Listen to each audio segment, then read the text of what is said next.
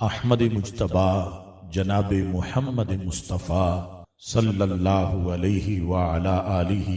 واصحابہ وبارک وسلم کے دربار گہر بار میں ہدیہ درود و سلام عرض کرنے کے بعد السلام علیکم ورحمۃ اللہ وبرکاتہ۔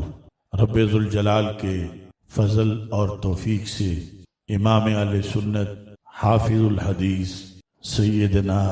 پیر محمد جلال الدین شاہ صاحب نقشبندی قادری قدس سر العزیز کے فیضان اور فیوز و برکات کے مرکز صراط مستقیم تاج باغ لاہور میں عزم استقامت کنونشن کا انعقاد کیا جا رہا ہے۔ یہ ایک تربیتی نشست ہے۔ قرب و جوار سے دور دراز سے اپنی بڑی مصروفیات سے ٹائم نکال کر آپ حضرات یہاں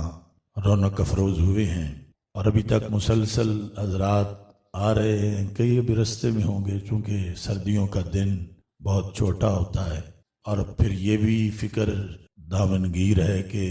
آپ کی واپسی بھی جلد ہو۔ مختلف خطابات آپ سماعت کر چکے ہیں۔ مرکزی ناظم اعلیٰ صاحب کا اعلان ابھی ہوا تھا، تو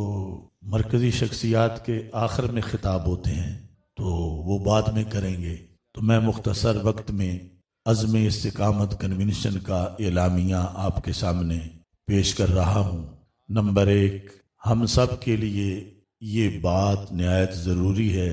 کہ آخرت میں کامیابی کے پیش نظر ہم اپنا معاملہ رب ذوالجلال اور رسول کریم صلی اللہ علیہ وسلم سے درست رکھیں، اور ان ہستیوں سے اپنا رابطہ مضبوط ترین کریں اور رکھیں۔ ایک عالم دین اور ایک اسلامی کارکن کے لیے ہر وقت آخرت کو اور اخروی مواخذے کو پیش نظر رکھنا بہت ضروری ہے۔ نمبر 2، ہم حافظ قرآن ہوں یا غیر حافظ ہوں، اپنے وقت کو بابرکت بنانے کے لیے روزانہ قرآن مجید کی زیارت کرنا ضروری ہے، اور جس قدر ہو سکے زیادہ سے زیادہ تلاوت کرنا ضروری ہے۔ نمبر 3، تحفظ ناموس رسالت اور تحفظ عقیدہ ختم نبوت فرائض میں سے بہت بڑا فریضہ ہے۔ ہم تجدید عہد کرتے ہیں کہ ہر حال میں اس فریضہ کی ادائیگی کی جائے گی۔ 295C ایمانی اور قرآنی قانون پہلے ہے اور پاکستانی قانون بعد میں ہے، تو اس میں کسی طرح کی کوئی تبدیلی برداشت نہیں کی جائے گی۔ عقیدہ ختم نبوت پہ ہر حال میں اللہ کے فضل سے ہم پہرا دیں گے، اور اس کے خلاف ہونے والی سازشوں پر کڑی نظر رکھیں گے۔ اور آپ سب یہ بات ذہن میں رکھیں کہ جنرل اسمبلی کی قرارداد جو 2 دن پہلے پیش ہوئی ہے، اس کے مطابق جب تک مسئلہ فلسطین حل نہیں ہو جاتا تو ہم اپنی آواز فلسطینیوں کے حق میں مسلسل بلند کرتے رہیں گے، کیونکہ جنرل اسمبلی کی قرارداد میں یہ منظور کیا گیا ہے کہ جو پہلا فلسطین تھا اس کی حدود پر اب سرحدیں تعین کی جائیں، اور تمام اسرائیلی فوجیں صرف غزہ سے ہی نہیں باقی علاقوں سے بھی نکل جائیں۔ تو اس قرارداد کو ہم نہایت خوش آئند قرار دیتے ہیں، اور یہ کہ فلسطین فلسطینیوں کا ہے من البحر الی النہر، اور یہود کا کسی طرح کا اس کے ساتھ کوئی تعلق نہیں ہے۔ نمبر 5، روافض اور خوارج کی مسلک اہل سنت کے خلاف شر انگیزیوں کا محاسبہ آپ سارے حضرات فرض سمجھیں، اور ترجیحی بنیادوں پر جو تفضیلیت کا روگ ہے اس کا کلا کما کریں۔ جتنی بھی الہادی تحریکیں ہیں، فتنے ہیں جو پوری دنیا میں اسلام پر مختلف طریقوں سے حملہ آور ہیں، ان کے حملوں سے باخبر رہنا بھی ضروری ہے، اور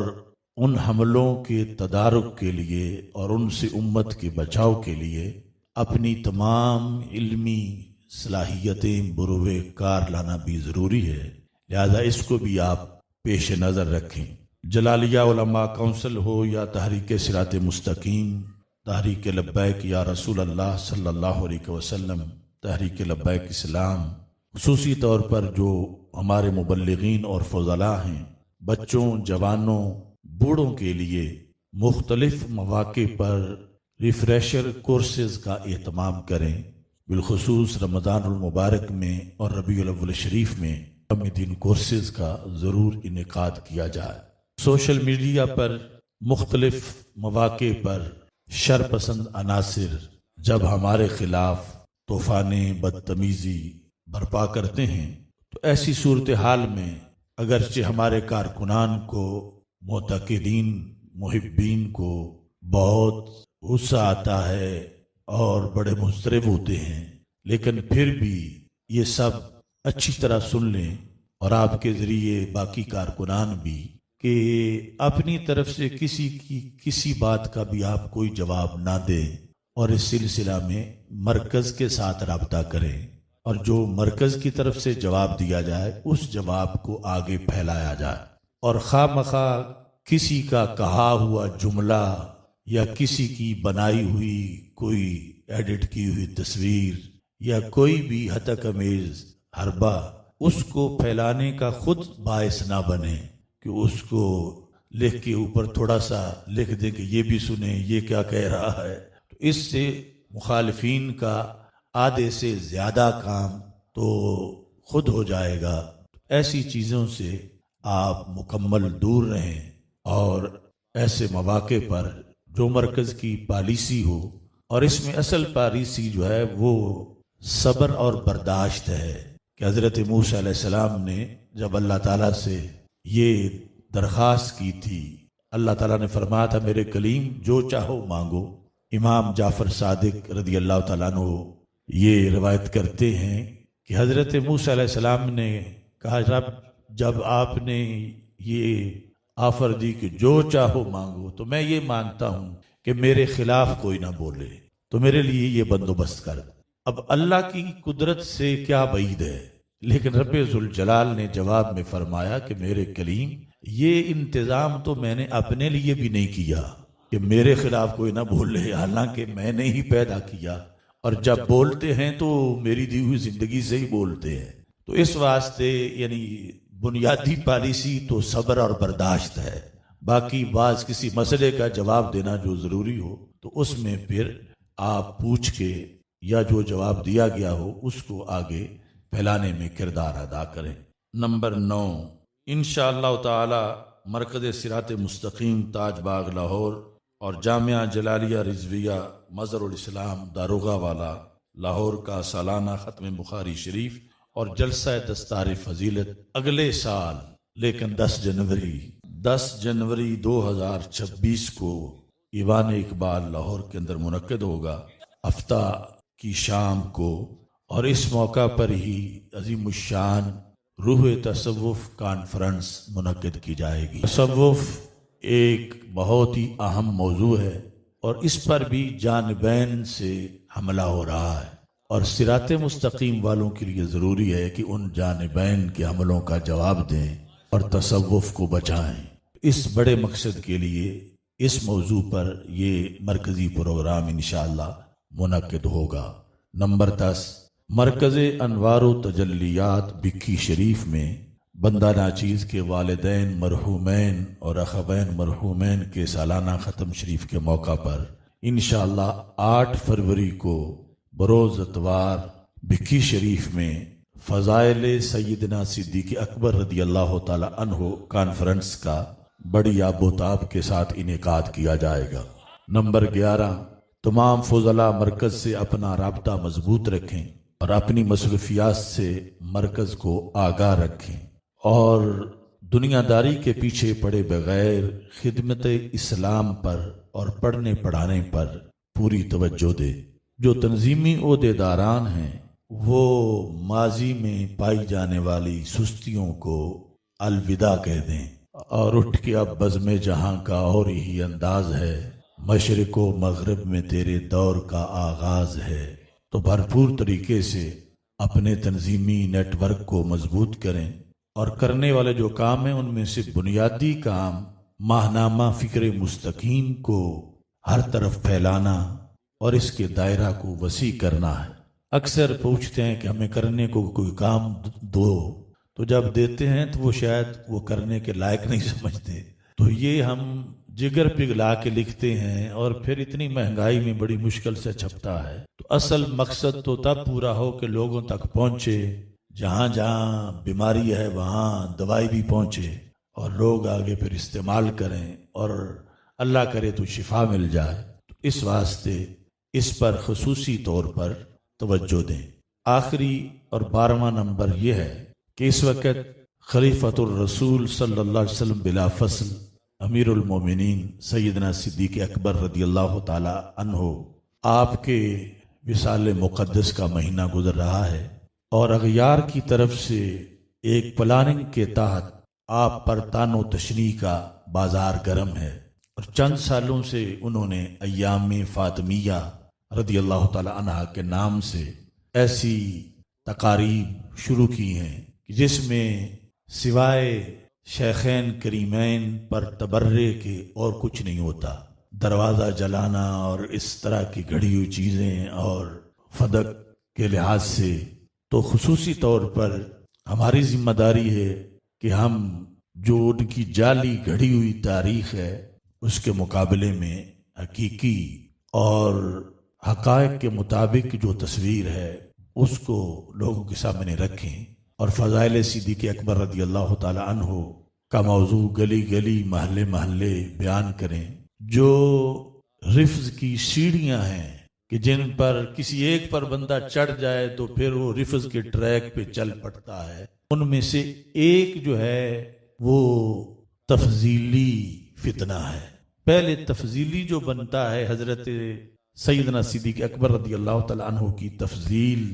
انبیاء و مرسلین اور ملائکہ مقربین کے بعد سارے انسانوں پر اس تفضیل سے جو بھٹکتا ہے تو وہ پھر شیعہ بن کے ہی رہتا ہے، یعنی یہ سب جو بریک جا کے جہنم میں ہی لگتی ہے۔ تو یہ مسئلہ بیان کر جو دوسروں کا دن رات کا پراپوگنڈا ہے، کم از کم ہمارے جو جلسے ہوں فضائل صدیق اکبر رضی اللہ تعالی عنہ کے کسی ٹائٹل سے بھی تاجدار صداقت ہو یا جو بھی اس کا نام دیا جائے، اس میں یہ ضرور بیان کریں کہ حضرت صدیق اکبر رضی اللہ تعالی عنہ بالیقین امام عادل ہیں، خلیفہ بلا فصل ہیں۔ اس پر سارے صحابہ اور سب اہل بیت کا اجماع ہے، اور آپ کی افضلیت اجماعی ہے اور قطعی ہے، اور آپ نے جو فدق کا فیصلہ کیا وہ فیصلہ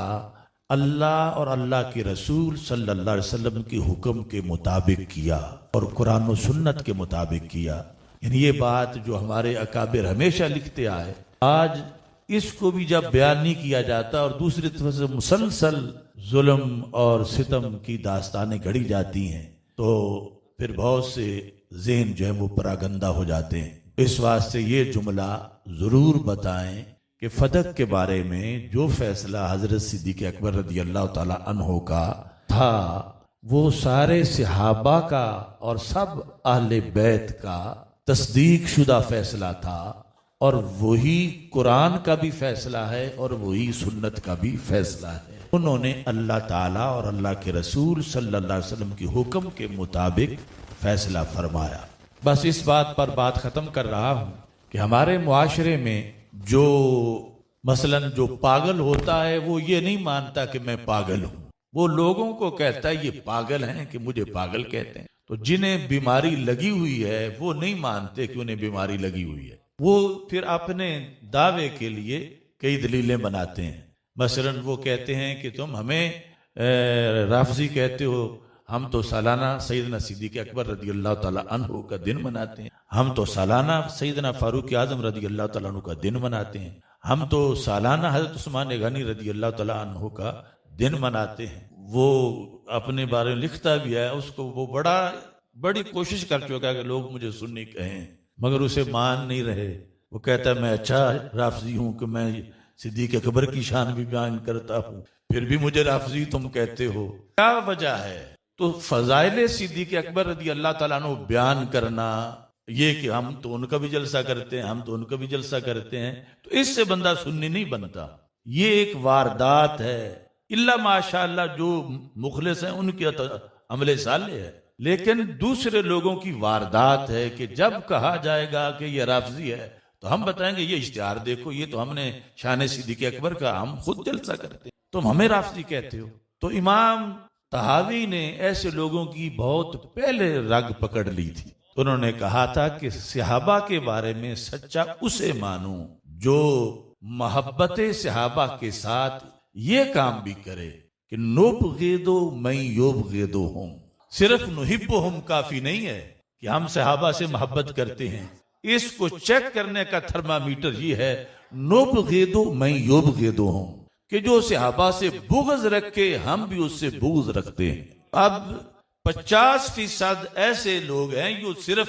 پردہ ڈالنے کے لیے، اپنے رفض کو چھپانے کے لیے بھی شان صدیق اکبر کا جلسہ کرتے ہیں، لیکن انہیں کہو کہ نبغض من یبغضہم، جلسہ کر کے اگلے دن ہی تم ان کے ساتھ بیٹھ کے کھانا کھاتے ہو جو حضرت صدیق اکبر کو گالیاں بکتے ہیں، اس واسطے ہم تجھے سنی نہیں مانتے۔ اگر ہم سے تم نے اپنے آپ کو سنی منوانا ہے تو امام طحاوی کی شرط جو قرآن و سنت کے مطابق ہے وہ پوری کرو، اور وہ پوری کرو تو پھر تم ہار جائی نہیں ہوگے اور صلح کلی نہیں ہوگے، پھر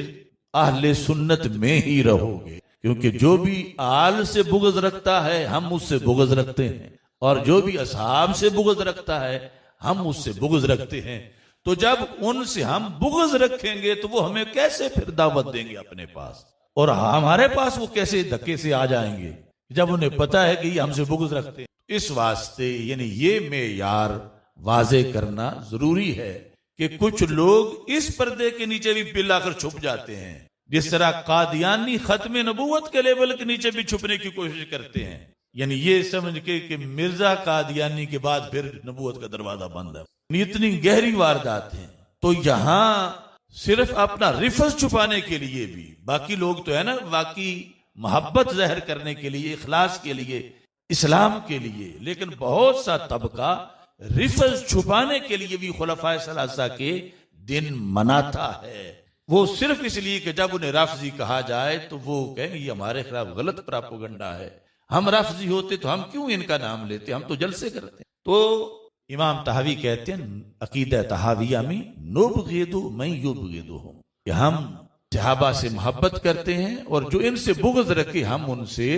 بغض رکھتے ہیں۔ تو پھر جب بغض رکھیں گے تو پھر جواد نقوی کے کھانے جا کے نہیں کھائیں گے، پھر شہنشاہ نقوی کو جبھے نہیں لگائیں گے، پھر جا کے خوارج اور مودودیت کے ترانے نہیں پڑیں گے، کیونکہ نبغض من یبغضہم یہی مسلک اعلیٰ حضرت ہے، اور یہی مسلک حافظ الحدیث ہے، یہی فکر گنج بخش ہے، یہی فکر غریب نواز ہے، یہی حسنین کریمین کا پیغام ہے، اور یہی صحابہ اور اہل بیت رضی اللہ تعالی عنہم کا ہم سب کے لیے سبق ہے۔ اور